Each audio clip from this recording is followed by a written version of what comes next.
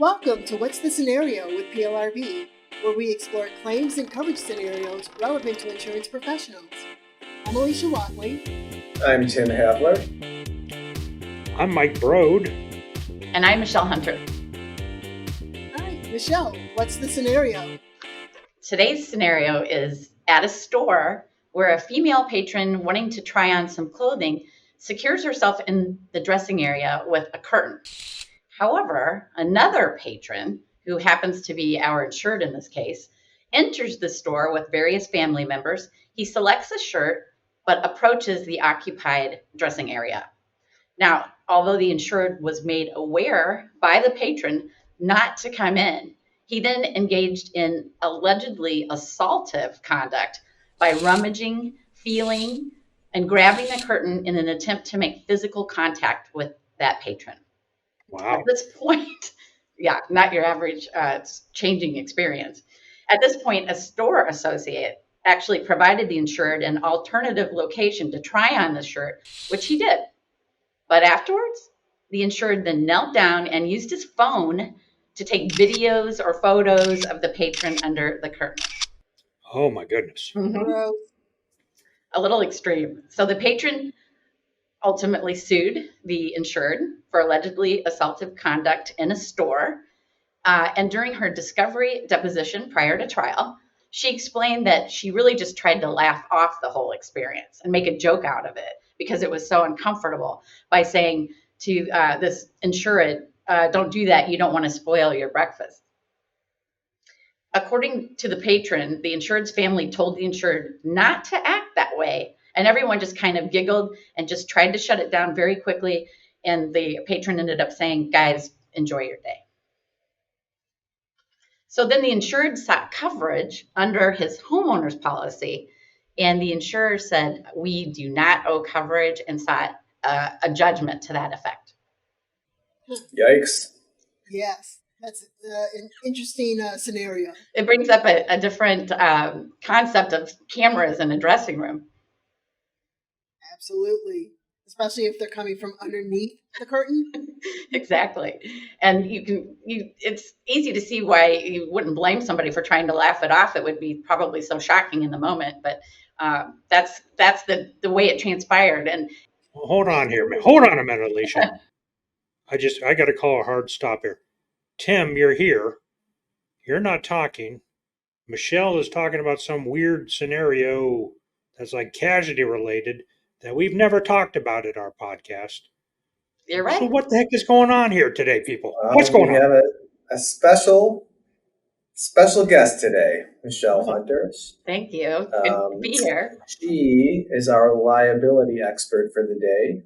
These are topics that she knows far more than I do. So it's great to have her here, and can't wait to see what she has to say. We're going to learn a lot today. Well, thanks. I'm the new mystery guest from the liability side. So that is what I'm talking about today in a homeowner's policy is the liability section 2. Actually, these facts are taken from a real case, a federal court case in Hawaii from 2020. And, based on her behavior, I think the insured didn't even know he was going to get sued. And as we know, under a liability part of a homeowner's policy, it is the insured's duty to prove coverage. And so in order to do that, he needs to show that there was an occurrence. An occurrence is defined as an accident. And this behavior did not seem too accidental. But as I said, this is a Hawaii federal district case, and it's filled with a ton of wrinkles, actually. And the first one is that the definition of occurrence in this policy is not like one I've ever seen before. Instead of just defining occurrence as an accident, it also defines an occurrence as an offense. And that's what she charged him with, is an offense. So that's why I think the insurer did not take the argument that, hey, there's not even an occurrence here that would trigger coverage. And so basically the insurer moved on to the exclusions as a basis to deny coverage. Yeah, I was curious there, Michele, for my limited knowledge of of liability and casualty coverage is usually there has to be some sort of an accident. Right. It certainly did not appear to be accidental whatsoever. I don't know. It's a I'm tough sure. road Yeah. to hoe there. Doesn't seem like it, no. Not when you try it twice. If he's rummaging, feeling, under the curtain, and then still tries on his shirt, and then comes back a second time around with a camera, it doesn't sound too accidental. But based on this unique definition of occurrence in this policy that the Hawaii court was considering, it is an alleged offense, and so that's how the insurer, that's why they didn't bother to argue that no occurrence occurred. They said, no, they disagree that this is an alleged offense. It certainly was offensive, so I guess was very well. Absolutely. So what the patron, the victim, what she alleged in her complaint against this insured were like 5 causes of action: assault, invasion of privacy, loss of consortium, intentional infliction of emotional distress. But the real trigger here is that she also alleged negligent infliction of emotional distress. And that's kind of what this whole case is going to be about when it comes to the intentional acts exclusion. So it sounds like some of those things might not have been covered, Michelle, some of those pleadings there, but because they pled negligence, all of a sudden that triggered a duty to provide coverage, for at least for defense coverage. Exactly. And as we know in the insurance world, if one claim triggers coverage, there's a duty to defend, and you're defending that whole complaint at that point. So that's why creative pleading becomes very important. And a lot of times, well, we'll get into this, it doesn't work a lot of times, but in this case it did. And when the insurer relied on the intentional acts exclusion to deny coverage, it argued that under the intent, this behavior was nothing but intentional. So how in the world could there be a duty to provide a defense? And so one thing I want to mention across the country is that there is a split of authority between an objective test for determining whether that intentional acts exclusion applies. There's an objective test and a subjective test. And different states and different courts apply different tests. So the difference in it is that the objective test is, what would a reasonable person consider this to be? And what do we think about that? Like, we're all reasonable people here. What do we think his behavior was intentional? Yes, definitely. Right? Yeah. So Probably the only one here that isn't a reasonable person. So I would even say yes in this case. That makes sense. Yeah, criminal even, in fact. And the subjective test is different than the objective test because it's not based on a reasonable person. It's based on what the insured actually thought. What was his subjective belief and intent in conducting this act? So now you're, instead of in the mind of a reasonable person, you're in the mind of the actual insured. And that's the difference. Now, interestingly, Hawaii is one of these states that applies the subjective test. But I said this case was filled with many wrinkles. And one of the big wrinkles was the insured actually said, I'm not even going to rely on my own subjective intent. I'm going to argue that under an objective standard, a reasonable person standard, that my act was not intentional and shouldn't be barred by the exclusion. Mm-hmm. And so that is a very interesting development. And the court, the reason he relied on the objective standard instead of the subjective standard is because he said the way she responded by joking about it showed that he had no intent to harm. And a reasonable person would think that. Well, here's the thing. Joking is one thing, but photos and video, that's another. Absolutely. And so the court, surprisingly, agreed with him and said, yeah, we think that's true. Maybe because she laughed and joked it off. Maybe a reasonable person would think that he didn't mean harm. And the way they got there was kind of interesting. I mean, they relied on regular insurance rules of construction.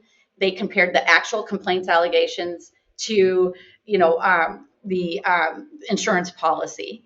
And then they said, guess what? Exclusions are interpreted narrowly, and we're going to do that in this case. And it's really because of the joking part on the part of the patron.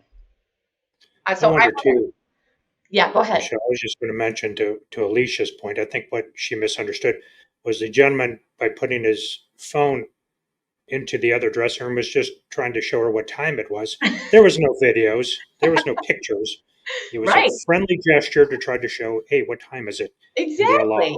Actually, you know low what? state. She could have been taking way too long and was Right. showing her a timer as to how long she was in there. Exactly. Get out of here. How long's it take? Maybe he There you wanted go. that dressing room. Exactly. Maybe it was busy in there. It does show the power though of creative pleading, because had she not alleged negligence, and had she not laughed it off and made a joke out of it, and even said, you don't want to ruin your breakfast, this case could have gone a very different way. Yeah. Because most courts don't allow this creative pleading with negligence to to to trigger coverage. They just don't allow it. There's actually one case that says a plaintiff cannot call a cat a dog and describe it that way and say that it can also bark. It's just, you're slapping a label on something in order to trigger coverage when there shouldn't be that. And so that's what most courts say. And there's a lot of courts out there that say, when it comes to kind of like the sexual type of assaults, arguably this was, that you just can't add negligent infliction of emotional distress to trigger coverage. There's most of the case law says that. So this case arguably could be kind of an aberration to the law, but I think it's because the facts are so unique. Again, that she joked it off. Had she said, "Get away from me," this could be a very different result. Yeah. So, as someone who's super awkward herself, I joke a lot when I'm nervous or in distress. So Yeah. that could be something as well. Yeah, it's a common reaction. I totally agree. And So so, what if we went in the Wayback Machine, though, Michelle? Let's say this thing got repleted. There was no negligence count in there. What kind of exclusions do you think maybe would have potentially applied here if I was the adjuster? absolutely, I think that for sure the intentional acts exclusion would apply. And indeed, this court even said, like, basically 99% of the complaint is intentional acts. But only because of this one little exception here with the negligence and the laughing and joking that we're going to find coverage. So yeah, I think the intentional acts exclusion would for sure. I think the sexual molestation exclusion could arguably apply. And in this case, the court considered that exclusion as well and said that it didn't apply because nowhere, again, we do the comparison of the complaints allegations to the actual policy language, and nowhere once in the complaint did she allege a claim that said sexual, and none of that was present in the complaint. Okay. And so that, So If it Michelle, didn't have that offense term in there either, too, as part of the insurance Right. agreement, then you could have maybe got out just by saying it wasn't an accident at all. So right. Yeah. This case would have turned on whether an occurrence occurred, which is a lot of times the way these do go. There's cases out there where a kid sets fire to something because he thinks it's one type of building and it's really another. They're like, So it's just one of those things where there's a lot of unique wrinkles in this case to get to that end up result. But I'm still not positive another court would have still gone this way. Yep. So about the intentional acts exclusion, it seems to me that all the laughter that, the giggle and laugh it off, it seems like that would have come after the act. The act itself was done before he even saw her laughing. So it seems to me that would be intentional. Right. I guess that would be my argument, but apparently the court didn't see it that way. I agree with you. And I think that, it was an uncomfortable situation for her. To Alicia's point, she just dealt with it, a very uncomfortable situation with a way to try to make it lighthearted and get, him out of there. But he's even got his own family saying you can't do that and stop it. So that leads to intent more than negligence in my mind. But interesting case, interesting facts, interesting result. No I'm trying to doubt. figure out. I'm trying to figure out which store this was, where it's an open dressing room for everybody. Right. Just a curtain. Yeah.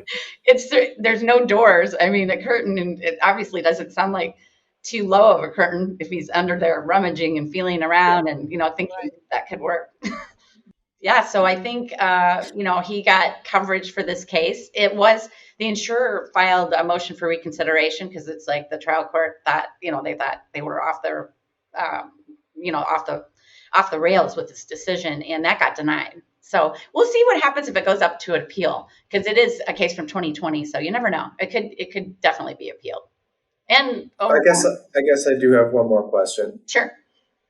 Oh, Tim. So you said that there was a strange definition of occurrence in this policy. Yes. If it had been a normal definition of occurrence, do you think it would have come out differently? Or is there a possibility it could have? I think that, yes, 100%. Under the typical ISO homeowners 3 special form policy, occurrence is defined as an accident. And, they don't define the word accident, but that's just an unforeseen or unexpected event. This was not that. And so I think this whole case would have been resolved on the fact that no occurrence occurred to trigger coverage from the get-go. And as I said, it's the insured's burden to establish coverage. And I don't think the insured could have beat that hurdle under a typical definition of occurrence. But because of this unique, really subsection B offense as part of the definition of occurrence, that's how he basically was able to bypass that argument and go straight for the exclusions. All right, so Michelle, what can we take away from this scenario? Don't go into a dressing room with a curtain. Only Right, door. in Hawaii. No, I think the main thing to take away is that you need to know your jurisdiction and whether they apply an objective or a subjective view. That's one thing. 2, you need to remember that if negligence is pled, and if somehow the insurer is able to meet the burden of showing that there's some sort of teeth in that allegation, then the insurer's on a full-fledged duty to defend, even if it's like 1% of the allegations of the complaint or the behavior. And then the last thing is just to know that there are cases with odd facts like this that are decided perhaps wrongly or just kind of a rogue decision. So you always want to be on the lookout for that too as precedent, because, like I said, most courts don't go this way, but this one did. And Mike, where can a adjuster go to learn more? Well, Alicia, if you listen to our podcast, you know the answer to that question. PLRB.org for all of your wonderful information. But here, I think we got cool stuff on homeowners policy annotations that get into like expected or intended injuries. I bet you could find stuff on duty to defend, both under the litigate or legal side as well as the educational side. And if you search hard enough, I believe, Michelle, you can even find this actual case in our PLRB archive. So check it out, folks. That's right. And Alicia, can we add all these cool things into the show notes, please?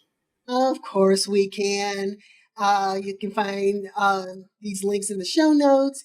You can also find a recap of the key points from this episode, links to our social media, and information on how to submit your own adjuster story. So don't forget to subscribe, rate us, and we will see you all next time. Right. And now, see, it doesn't just have to be a property scenario. It can be a casualty liability scenario as well. That's right. If Tim lets me come back, I'd like to be a guest again. I kind of like this nice little balance of, feminine and masculine energy. We talk the property side. We need some liability. Great job, Michelle. We definitely will have you back. Excellent. Thank you. All right, thanks, everyone. We'll talk to you later. Bye, See you everybody. next time. The views and opinions expressed in this resource are those of the individual speaker and not necessarily those of the Property and Liability Resource Bureau, its membership, or any organization with which the presenter is employed or affiliated. The information, ideas, and opinions are presented as information only and not as legal advice or offers of representation. Individual policy language and state laws vary, and listeners should rely on guidance from their companies and counsel as appropriate.